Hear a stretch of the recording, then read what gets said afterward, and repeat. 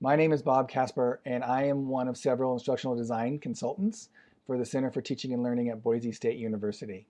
In this video, my colleagues and I will take you through a 10-minute lightning session of They Made It Look Effortless, OER in Faculty Professional Development in a Pandemic. We will be looking at three areas: how organic OER curation played a role in faculty development, the application of OER in an online faculty workshop, and making OER work with constrained timelines and budgets.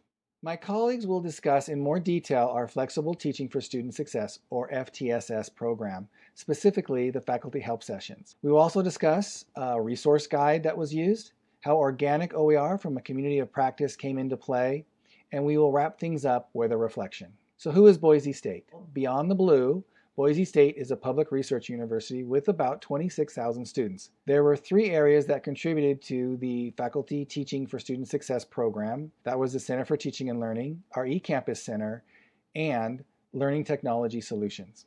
The Flexible Teaching for Student Success was a three-tiered faculty development initiative to help faculty create highly flexible courses for the fall 2020 semester in response to the COVID pandemic. It included a 3-week facilitated institute and a series of 6 one-week workshops. The team represented here today will focus on Tier 3, in which offered 23 help sessions on 5 different topics over the course of 10 weeks. Across the Tier 3 initiative, we covered topics including student engagement, learning materials, collaborating online, instructor presence, and assessment.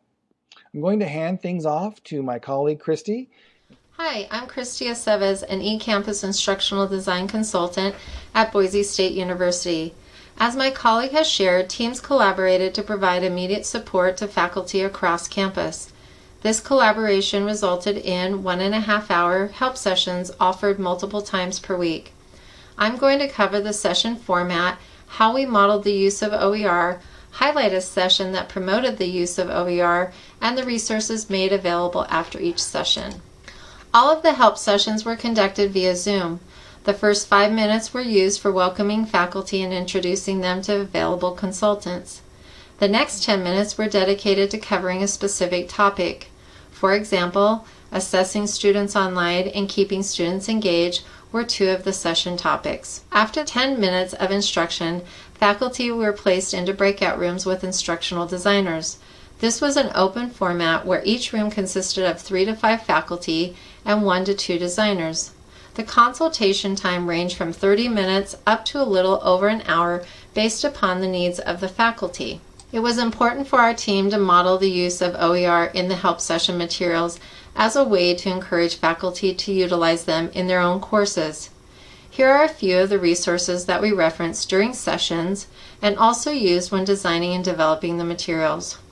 When it came to images, the 3 image sites listed on this slide were the most common resources that our team used to locate copyright-free images. When using images from any of these sites, our team attributed the artists as seen here in this example. How do I provide materials to online learners is one example of an FTSS session where faculty were encouraged to explore open educational resources. During this session, the facilitator navigated to BSU's OER website to provide a quick overview of the available tools and resources. One article, Considerations for the Use of Free Educational Materials and Technology During COVID-19, reinforces how students may be experiencing greater financial stress and that faculty might want to consider investing their time in trying resources and tools that will continue to be free to both their students and them beyond the crisis that they were currently facing. With a limited amount of time during the help sessions, it was important for our teams to provide faculty access to resources after each session. An email was sent to the attending faculty with the resources listed on this slide. My colleague Gina will go into more details about the FTSS help session resource guides. Because the flexible teaching help sessions were short by design, the team wanted to create a resource for the faculty to turn to outside of the live sessions, something that would be reliable into the fall semester and beyond. As luck would have it, The eCampus Center was in the early stages of developing a knowledge base focused on development of online learning. With a platform that could easily link to external content and to the technology-focused knowledge base maintained by our eCampus Center partners at Learning Technology Solutions, the online course development knowledge base was ideally situated to host the flexible teaching resources. The team created individual pages in support of each of the help sessions, as well as a compilation of all the materials used or referenced across all 3 tiers of the Flexible Teaching Initiative. OpenEd resources were a contributing factor to our success. And when we say that the use of OpenEd resources took place organically, it could also be said that it was a happy accident. We benefited by being able to draw from and point to resources shared with Creative Commons licensing.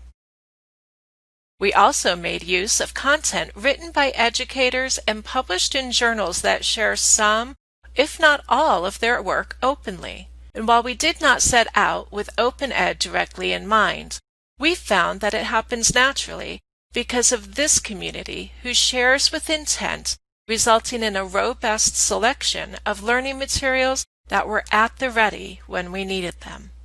Hi, my name is Greg Snow, and like Christy and Gina, I'm an instructional design consultant at Boise State University's eCampus. So I'm going to talk about organic OER and specifically how it came to be created, curated, and then shared out just as our campus shut down for COVID-19. So when I first started at eCampus, I would hear about a high-quality video here, an innovative use of role play there, but nothing was really formally collected. So I ended up collaborating with someone from our research and innovation team on a survey to gather examples of quality courses and then innovative uses of multimedia, interactive course elements, and things like that.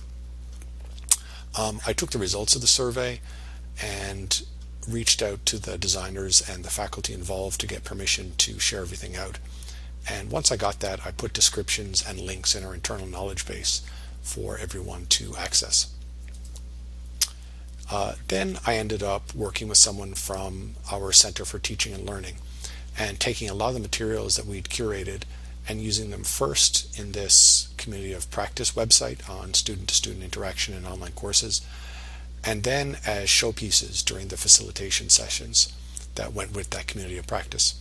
So you can see here, if you look at the top, how we organize the OER according to university learning outcomes of oral communication, written communication, and critical inquiry. We also limited the tech tools to ones that were freely available to Boise State faculty and staff and students. Just as the community of practice was finishing up, that's when COVID-19 hit. And then, of course, faculty were looking for lots of support, and we were expected to quickly put together workshops and job aids, new courses and things like that. And at that time, this organically curated OER was something that we could directly point faculty to and other instructional designers as well. We encourage everyone to copy it and modify it however they want it. So that's it for my section. So I'm now going to turn things over to Alan. Thank you.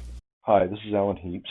I am also an instructional design consultant at Boise State University who worked on this project. So I'm going to take a few moments to reflect on the project and process and answer the questions what we would do again and what we will do the next time something like this happens.